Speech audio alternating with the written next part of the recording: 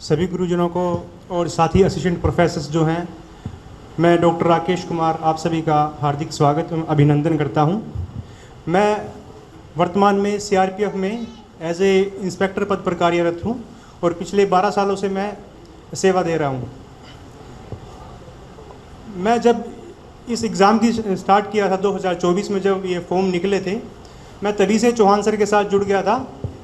मतलब मेरा इंस्पेक्टर से प्रोफेसर बनने तक का जो भी मेरा क्रम है, उसमें किसी एक व्यक्ति विशेष का योगदान है, तो वो श्री चौहान सर का योगदान मैं मानता हूँ। क्या बात कि उन्होंने मेरे को इंस्पेक्टर से जो प्रोफेसर बनाया है वो श्री चौहान सर ने बनाया है। और मेरी एक जो ये ड्रीम जॉब है, वो मैं शुरू से ही मानता था कि एक ड्रीम जॉब जो मेरे को लेनी है वो प्रोफेसर की जॉब लेनी है। और मेरे को यहाँ तक पहुँचने में जिन व्यक्ति विशेष का योगदान है श्री चौहान सर जी का है। और मैं 2013 से ही मतलब कि जॉब में हूँ।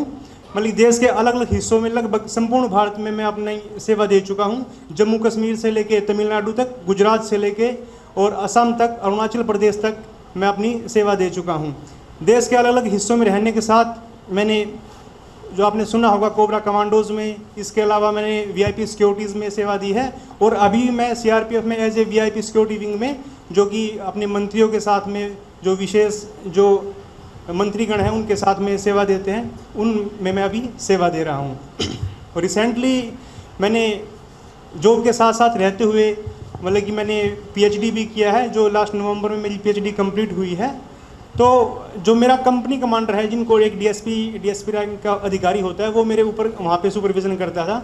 तो उन्होंने मेरे को इतना आश्वासन दिया था कि भाई आप जो उनको, क्योंकि मैंने एनओसी ली है डिपार्टमेंट से, तो उनको पता है सारी चीज़ें कि भाई ये एग्ज़ाम की तैयारी कर रहा है। तो उन्होंने मेरे को मतलब आश्वस्त किया और इतनी मेरे को उन्होंने दिया कि भाई आप समय रहते, जितना समय मिलता है आपको, मेरे साथ में उन्होंने एक इंस्पेक्टर और दिया कि भाई आप जो भी कहीं जॉब है, जॉब के साथ साथ में कोई और ड्यूटी बाहर भी जाना होता है हमको, वीआईपी को सुरक्षा भी देनी होती है हमको, तो मेरे को वहाँ पे प्रॉपर समय मिला। लगभग 5 से 6 घंटे मेरे को पढ़ाई के लिए मिल जाते थे।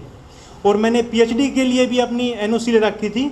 तो दोनों चीज़ें मेरी साथ साथ हो रही थी। पीएचडी का जो मेरा रिसर्च है वो भी साथ साथ हो रहा था, और प्लस जो इस एग्ज़ाम की जो तैयारी कर रहा था मैं, वो भी साथ साथ ही कर रहा था।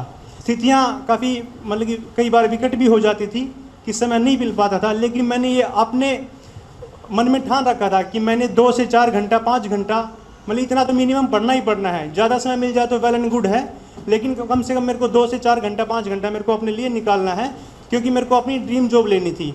वो आपने सुना होगा महाभारत में कि अर्जुन ने एक ही टारगेट रखा था कि मछली की आंख में तीर मारना है। तो मैंने भी अपना वो एक टारगेट रखा था कि मैंने एक ड्रीम जॉब लेनी है, तो मछली की आंख में तीर मारना ही पड़ेगा। तो क्या बात, बहुत बढ़िया। चौहान सर ने मॉक सेशंस रखा था, मैं यहाँ पे देने के लिए आया था वो मॉक सेशंस।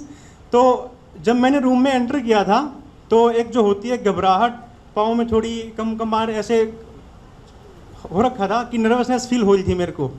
कि फिर मैं जैसे चौहान सर ने 1-2 क्वेश्चंस किए, जो मैम जो पैनल में बैठे थे जो भी सर, तो उन्होंने क्वेश्चंस किए। 1-2 क्वेश्चंस के साथ फिर मैं थोड़ा नॉर्मल होता गया कि कुछ 2-3 मिनट के बाद में मैं बिल्कुल थोड़ा रिलैक्स हो रहा था। हालांकि स्टार्टिंग में जैसे सर ने बताया कि पसीने आ रहे थे। और जब हमारा एक्चुअल में जो इंटरव्यू था HPSC में, वो मैंने जब इंटरव्यू दिया, तो बिल्कुल जैसे मैंने सर के साथ में यहाँ पे हमारा इंटरव्यू हुआ था, बिल्कुल इससे भी नॉर्मल मेरे को वहाँ पे फील हुआ कि 1% भी कोई भी घबराहट, कोई नर्वसनेस, कोई कंपन ऐसी फील नहीं हुई मेरे को।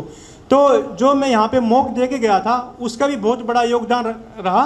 तो मैंने जैसे पहले ही बताया है कि मैं तो पहले की इंस्पेक्टर अभी भी हूँ, पहले इंस्पेक्टर था। जो प्रोफेसर बनाया है वो चौहान सर ने ही बनाया है मेरे को। तो मैं इस जर्नी में चौहान सर का बहुत महत्वपूर्ण योगदान मानता हूँ।